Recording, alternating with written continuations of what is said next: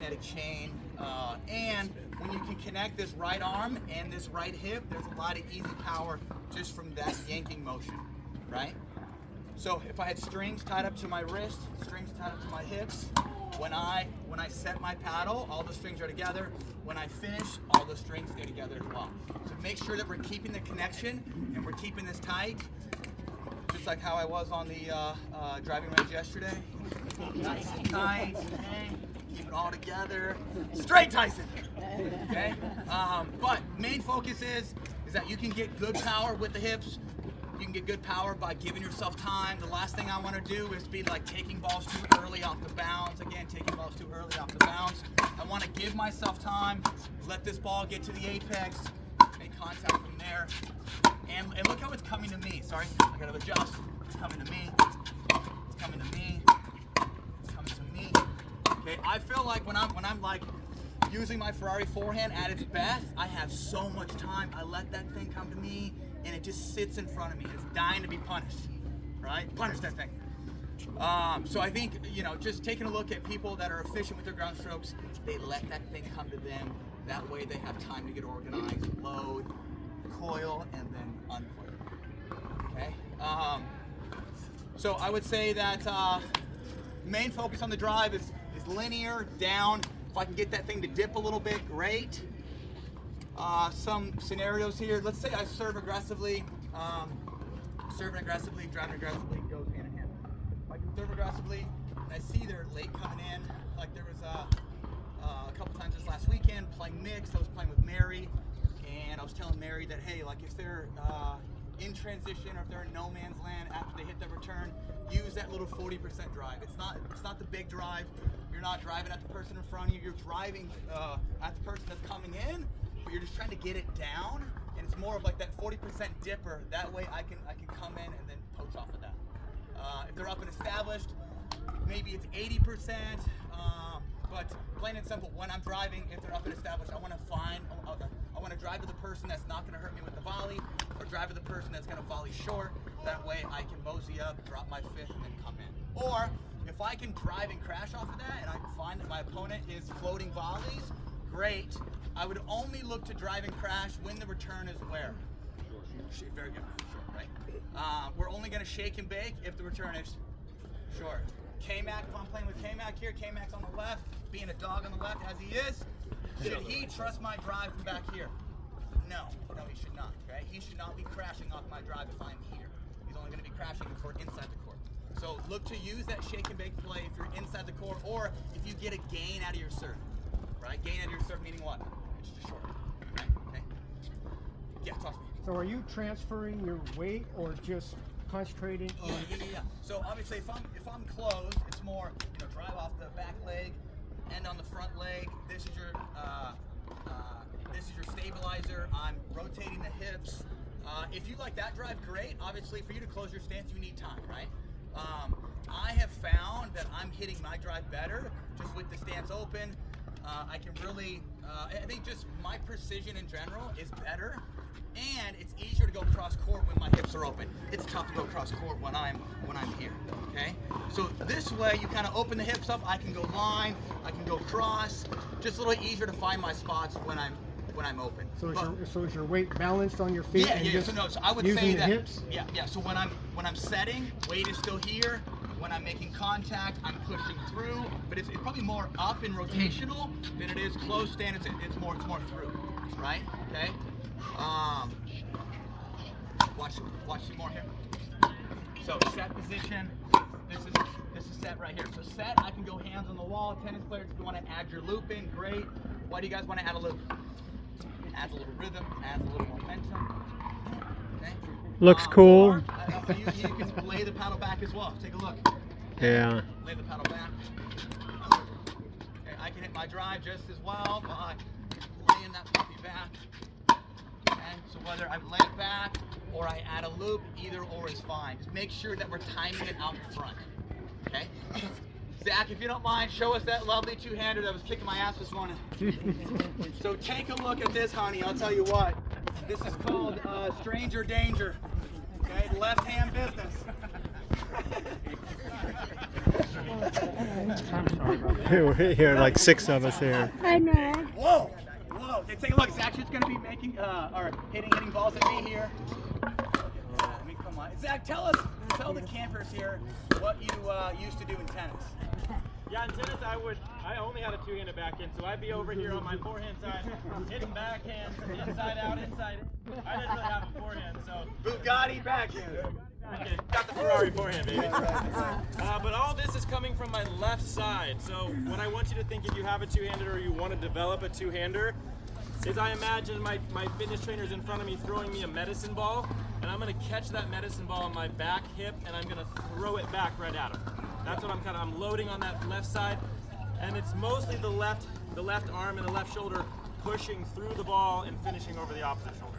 It's not so much right side, but some of us use too much right and then we open up our shoulders and expose ourselves. Yeah. I want to keep everything kind of rotating together using the left side. Just like what Zach mentioned too, just keep in mind that those strings are still connected to your wrists and your hips. So make sure we're not opening up too quick. Keep those strings all together. Okay? Take a look. This thing is pretty, huh? Zach, teach me. Sorry.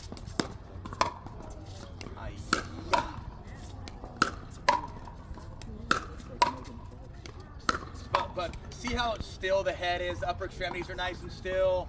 You know, there's good coil in the hips, and then he's uncoiling. But keep the theme of like this is still, and you are just really using that left arm and that left hip and bringing those puppies together.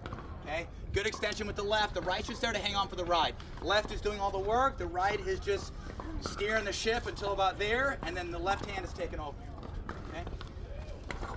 One thing that I do too, if you want a two-hander, is some of us don't have enough space on our grip, so it's still the same position for my forehand. Yeah. I'm not changing anything. My other hand is going on top of my forehand hand, and then I put my index finger on the back side of my paddle just to give myself a little bit more push through. So sometimes it's harder to grip the entire grip with nothing on the back. So I usually send my pointer finger, and I've seen some other pros put 2 fingers back there to kind of help guide that ball through. A little bit more stability on the back end of your swing. One thing to think about, guys, how often are you guys, when you're playing doubles, hitting your drives at 100% pace? Rarely ever. Usually it's based on who's in front of me, based on where the returner is, like I mentioned before. If I serve aggressively and they're late coming in, or maybe they're in like short transition, like here as they're coming in, I'm going to go to more of like a spinnier drive to just get down, right? But I would say like the biggest drive I'm going to hit is like 8 pounds. Yeah, more important to just keep that level, keep that lower to the net, to hit that absolute daylight shot. Very few pros are spraying balls at 100%. I think most people cap that at 80. Well, and two, if that's in front of me. I'm not looking to win the point from here. Kind of talked about this yesterday, right? I'm more so just looking to get myself up and established. So maybe using a third ball drive that sets up my drops, and I can come in from there. Okay. Who likes the drive drop combo? Drive drop combo. Okay. When should you use that? Tell me this. When should you use that drive drop combo? Okay.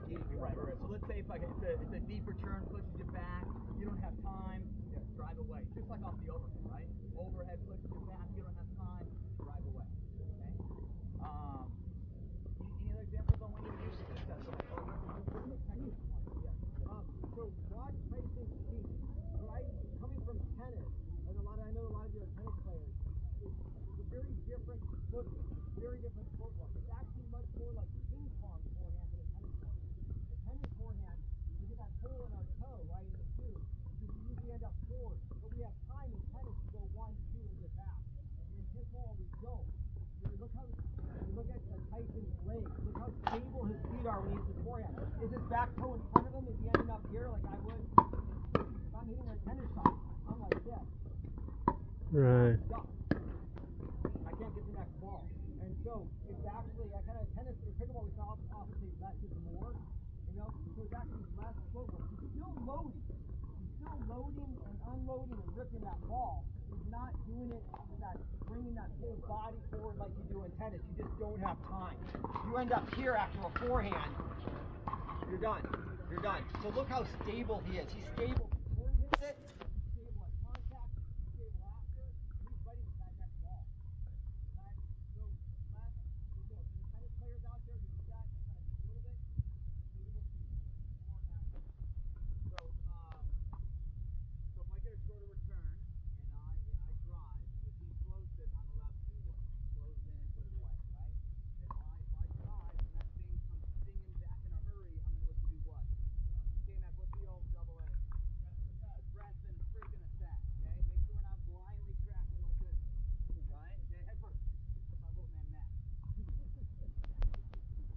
So drive a good rest in effect. If he floats it, I'm coming in, crashing. Okay? If I drive, that thing comes back on me in a hurry. Shock absorbers, ball on the head, beverage. Use my leg, get one down, keep my ass in. Right? Your from the drive, because I see a lot of that at the lower levels. They Drive. drive the first one, then they drive the second one, and they usually overhead end up hitting it. More is more. Drive, drive, drive, drive, drive.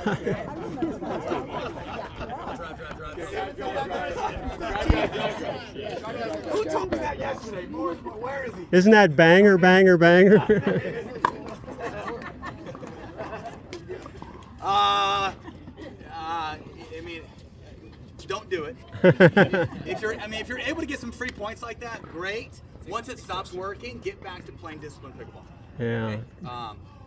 Good guideline for me, guys, is, and I love driving, I drive a lot, always think of driving as a setup for your next shot. Right. Okay? Now that setup might be, you're driving because you think the setup might be a high volley to put away, but more often than not, it's a setup to just drop your next one, right? But always think of it in terms of setting up, being one step ahead, rather than thinking of your drive as the shot that ends the point. Be ready for the ball to come back, just be one step ahead. Seth, you don't mind? I'm gonna have it at the baseline. Zach, back at the baseline, talk to us. Real quick, guys, all that is tactical stuff, and the technical part, what I want y'all to think about is think about accuracy first, then the net height, and then the speed. And you'll have way more success. But so we had speed, I hope the other two kind of fall in line. So think accuracy first, and I promise you, you're going to have a higher success rate thinking in those terms. Okay, So drills are going to be, the drills are going to Be be short, and then we're going right through again. Gentlemen, just ground strokes down the line. Ground strokes down the line, nice and easy.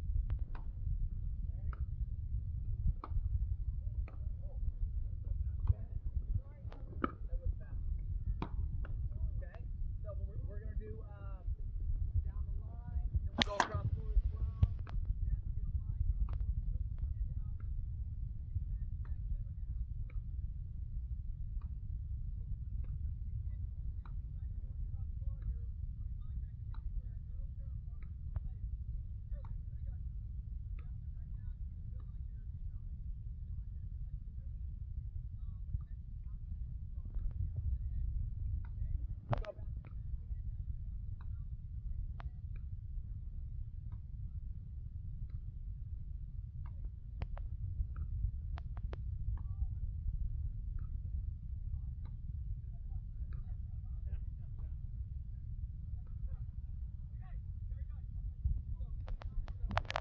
Mark, I'm going to have you right there. John, I'm going to have you up here. Okay. Go time, baby. Get the juices flowing. Zach, right here. So, directly after those three drills, we're going to get right into a game. The game is the game that we kind of ended with yesterday, but it was half court. It was half court, sorry, and then it moved into full court. But this side was feeding a return. That side was dropping a third ball. Okay, now feed a return. You're going to drive a third ball. Okay, double scenario. Okay, and tell me who doesn't understand this. Speak up right now. No. Okay, very good. So, most of the games, you want to take off the serve, right? The main meat and potatoes here is what? We just worked on the punch volley. They're working on the ground stroke, right? So, taking out the serve, they're just feeding a cooperative return. Feed off the bounce, drive your third, play it out, right?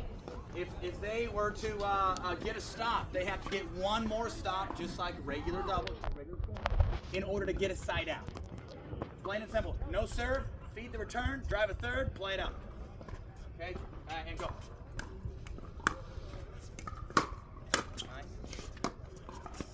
Get in there, steal that. Whose ball was that? Whose ball was it? The fourth ball. Whoever called it. Whoever called it. It's ball. Score here.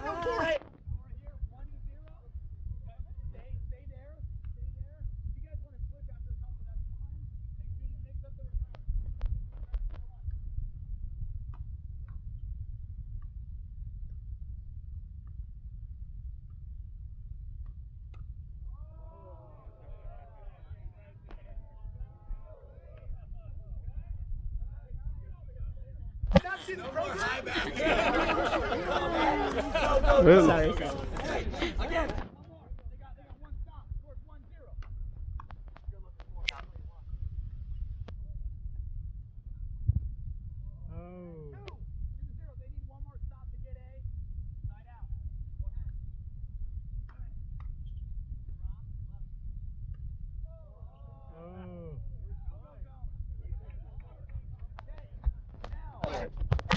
is 2-0. Feed a return. Feed. Drive. Oh, I didn't. Okay. There's one. They need one more stop. One more. Feed to John. John Feed to driving. John. Oh yeah. John driving. Second one of the year. Semi-annual drive. Semi-annual drive. It's always there. Oh. Last one here. Last one here. Last one here. I gotta hit it back to Johnny.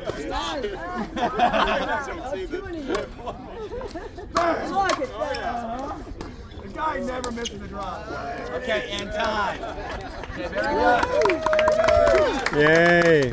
Okay, head back to your course. Head back to your course.